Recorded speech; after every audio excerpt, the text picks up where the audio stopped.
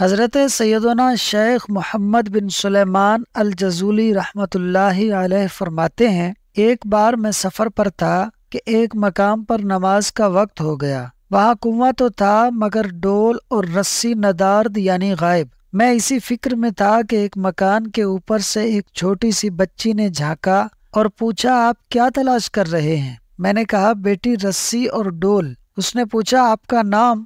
فرمایا، محمد بن سلیمان الجزولی۔ چھوٹی بچی نے حیرت سے کہا، اچھا آپ ہی ہیں جن کی شہرت کے ڈنکے بج رہے ہیں، اور حال یہ ہے کہ کنویں سے پانی بھی نہیں نکال سکتے۔ یہ کہہ کر اس نے کنویں میں تھوک دیا۔ کمال ہو گیا، آنن فانن پانی اوپر آ گیا اور کنویں سے چھلکنے لگا۔ آپ رحمت اللہ علیہ نے وضو سے فراغت کے بعد اس با کمال چھوٹی بچی سے فرمایا، بیٹی سچ بتاؤ تم نے یہ کمال کس طرح حاصل کیا؟ کہنے لگی، میں درود پاک پڑھتی ہوں، اسی کی برکت سے یہ کرم ہوا ہے۔ آپ رحمت اللہ علیہ فرماتے ہیں، اس با کمال چھوٹی بچی سے متاثر ہو کر میں نے وہیں عہد کیا کہ میں درود شریف کے متعلق کتاب لکھوں گا۔ چنانچہ آپ رحمت اللہ علیہ نے درود شریف کے بارے میں کتاب لکھی جو بے حد مقبول ہوئی، اور اس کتاب کا نام ہے دلائل الخیرات۔ سبحان اللہ۔ اللہ پاک کے آخری نبی حضرت محمد صلی اللہ علیہ وسلم کی ذات مبارکہ پر درود